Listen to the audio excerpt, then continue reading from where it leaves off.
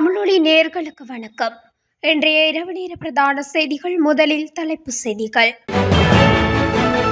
அதிவேக நெடுஞ்சாலையில் திடீரென தீப்பற்றி எரிந்த பேருந்து.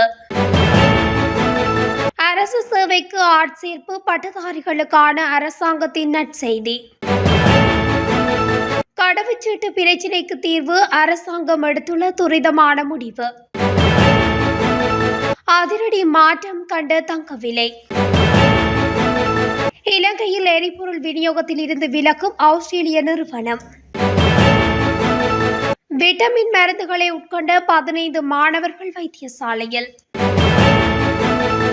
இளைஞனை சித்திரவதை செய்த போலீஸ் அதிகாரிகள் பணியிடை நீக்கம். மட்டக்களப்பில் 5 பிள்ளைகளின் தந்தை அடித்துக் கொலை. தொடர்பான விரிவான செய்திகள். மத்திய அதிவேக நெடுஞ்சாலையில் பயணித்துக் கொண்டிருந்த பேருந்து ஒன்று திடீரென தீப்பற்றி எரிந்துள்ளது. அதிவேக நெடுஞ்சாலையில் 75வது கிலோமீட்டர் மைல் அருகில் பயணித்துக் கொண்டிருந்த போதே இந்த அனர்த்தம் நிகழ்ந்துள்ளது. இந்த தீ விபத்து இன்று அதிகாலை 5:15 மணியளவில் இடம்பெற்றுள்ளதாக குறிப்பிடப்பட்டுள்ளது. மேரிகமுவிலிருந்து குருநாகல் நோக்கி பயணித்த தனியார் பேருந்தே இவ்வாறு தீப்பற்றி எரிந்துள்ளது.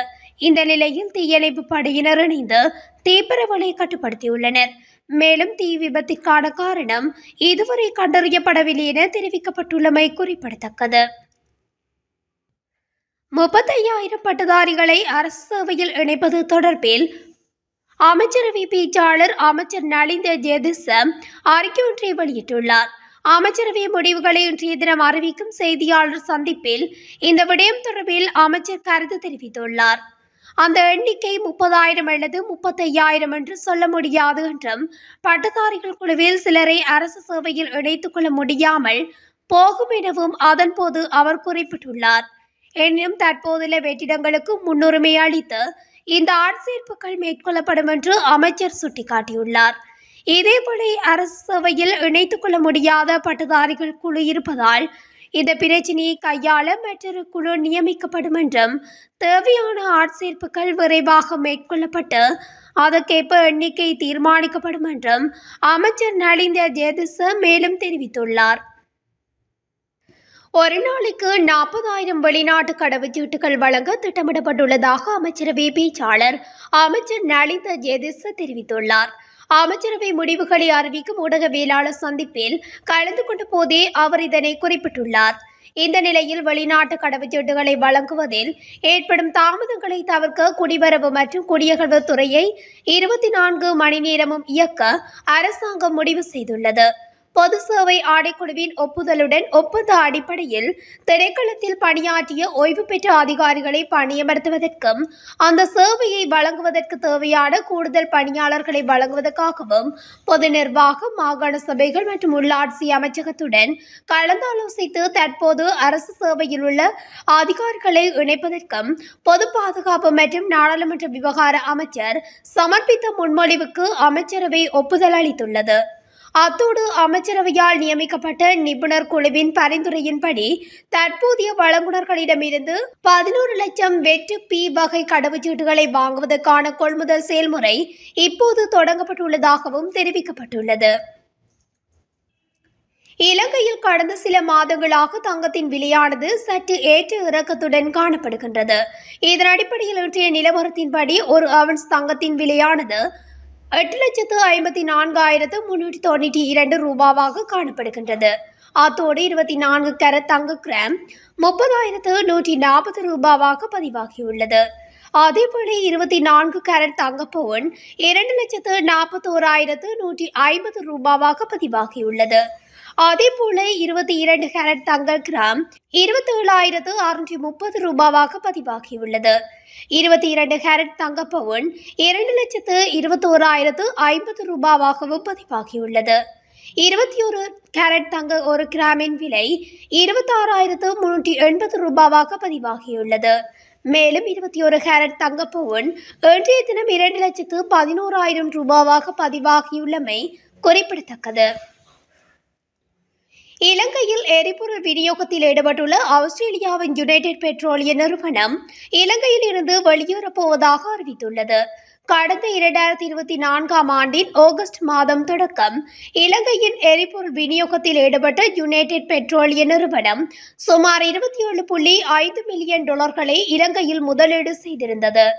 அதன் காரணமாக சுமார் 500 அளவிலான எரிபொருள் விநியோக நிலையங்கள் யுனைடெட் பெட்ரோலிய நிறுவனத்திற்கு வழங்கப்பட்டிருந்தது. எனினும் தற்போதைய நிலையில் பெட்ரோலிய விநியோகத்தில் தம்மால் சமாளிக்க முடியாத சிக்கல்கள் தோன்றியுள்ளதாக குறிப்பிட்டுள்ள யுனைடெட் பெட்ரோலிய நிறுவனம் அதன் காரணமாக இலங்கையில் இருந்து வெளியேறப் போவதாக அறிவித்துள்ளது. அதன் முதற்கட்டமாக தற்போதைக்கு அதன் பணியாளர்களின் ஒப்பந்தங்களை ரத்து செய்வதற்கான நடவடிக்கைகளில் குறித்த நிறுவனம் ஈடுபட்டுள்ளது. சீவலக்குளம் கொட்டிக்குளம் பகுதியில் உள்ள ஒரு பாடசாலை மாணவர்களுக்கு வழங்கப்பட்ட விட்டமின் மருந்துகளை உட்கொண்ட பின்னர் ஏற்பட்ட ஒவ்வாமை காரணமாக 15 மாணவர்கள் இன்று அனுராதபுரம் பைடுமடு பிரதேச வைத்தியசாலையில் சிகிச்சைக்காக அனுமதிக்கப்பட்டுள்ளதாக சீவலக்குளம் போலீசார் தெரிவித்தனர். குறித்த பாடசாலை மாணவர்கள் 6 மற்றும் தரம் 7ஆம் வகுப்பு மாணவர்களுக்கு விட்டமின் மருந்துகள் கொடுக்கப்பட்டுள்ளன. இந்த மருந்துகளை உட்கொண்ட பிறகு வயிற்று வலி ஏற்பட்டதால் மாணவர்கள் வைத்தியசாலைகளில் அனுமதிக்கப்பட்டனர். வைத்தியசாலையில் அனுமதிக்கப்பட்ட மாணவர்களுக்கு எந்தவித பாதிப்பும் இல்லை எனவும் தெரிவிக்கப்படுகிறது. வீரக்கட்டிய போலீஸ் நிலைய பொறுப்பதிகாரி உட்பட 4 போலீஸ் அதிகாரிகளின் பணிகளை இடைநிறுத்த பதில் போலீஸ் மா அதிபர் நடவடிக்கை எடுத்துள்ளார். தில்ஷான் மதுசங்க என்ற இளைஞன் கைது செய்யப்பட்டு தடுத்து வைக்கப்பட்டு சுமார் 6 நாட்கள் சித்திரவதை செய்யப்பட்ட சம்பவம் தொடர்பில் 4 போலீஸ் அதிகாரிகள் பணியிடை நீக்கம் செய்யப்பட்டுள்ளனர். வீரக்கட்டிய போலீஸ் நிலைய பொறுப்பதிகாரி, தங்காலை குற்றப்புலனாய்வு பிரிவின் பொறுப்பதிகாரி, கும்பரப்பட்டிய பல்வேறு முறைப்பாட்டு பிரிவின் பொறுப்பதிகாரி மற்றும் கல்கிசை போலீஸ் சார்ஜென்ட் ஆகியோரை இவ்வாறு பணி நீக்கம் செய்யப்பட்டுள்ளனர். இந்த 4 போலீஸ் அதிகாரிகளையும் தலா 25,000 ரூபாய் ரொக்கப்பணையிலும் தலா 5 மில்லியன் ரூபாய் மதிப்புள்ள 2 சரீர பிணையிலும் விடுவிக்குமாறு மாத்தறை மேல் நீதிமன்றம் ஜனவரி 27ஆம் தேதி உத்தரவிட்டிருந்தது. மாத்தறை மாலிம்பட போலீஸ் நிலையத்தில் பணியாற்றிய போது தில்ஷான் மதுசங்க என்ற இளைஞன் கைது செய்யப்பட்டு சித்திரவதை செய்யப்பட்ட சம்பவம் தொடர்பாக போலீஸ் விசேட புலனாய்வு பிரிவு விசாரணை நடத்தியது. அந்த விசாரணையை தொடர்ந்து சட்டமா அதிபர் இந்த அதிகாரிகளுக்கு எதிராக குற்றப்பத்திரிகைகளை தாக்கல் செய்த நிலையில் வழக்கு விசாரணை பிப்ரவரி 27ஆம் தேதிக்கு ஒத்திவைக்கப்பட்டது. மட்டக்களப்பு வாழைச்சேனை போலீஸ் பிரிவுக்குட்பட்ட ஓமனியாமடு கிராமத்தில் பொல்லால் தாக்கப்பட்டு 5 பிள்ளைகளின் தந்தையொருவர் கொலை செய்யப்பட்டுள்ளதாக வாழைச்சேனை போலீசார் தெரிவித்துள்ளனர். இருவருக்கும் இடையில் ஏற்பட்ட முரண்பாடு காரணமாக இந்த தாக்குதல் இடம்பெற்றுள்ளது. இந்த சம்பவம் நேற்று இடம்பெற்றுள்ளதாக தெரிவிக்கப்பட்டுள்ளது. ஓமனியாமடு கிராமத்தைச் சேர்ந்த 63 வயதுடைய 5 பிள்ளைகளின் தந்தையை கொலை செய்யப்பட்டுள்ளார். சடலமானது பிரேத பரிசோதனைக்காக மட்டக்களப்பு போதனா வைத்தியசாலையில் வைக்கப்பட்டுள்ளதாக போலீசார் தெரிவித்தனர். மேலும் சம்பவம் தொடர்பில் சந்தேக நபரை கைது செய்வது தொடர்பில் வாழைச்சேனை போலீசார் விசாரணைகளை ஆரம்பித்துள்ளனர். இத்துடன் தமிழொலியின் இன்றைய இரவு நேர பிரதான செய்திகள் நிறைவடைகின்றன. தொடர்ச்சியாக செய்திகளை அறிந்து கொள்ள தமிழொலி ஊடகத்துடன் இணைந்திருங்கள். நன்றி, வணக்கம்.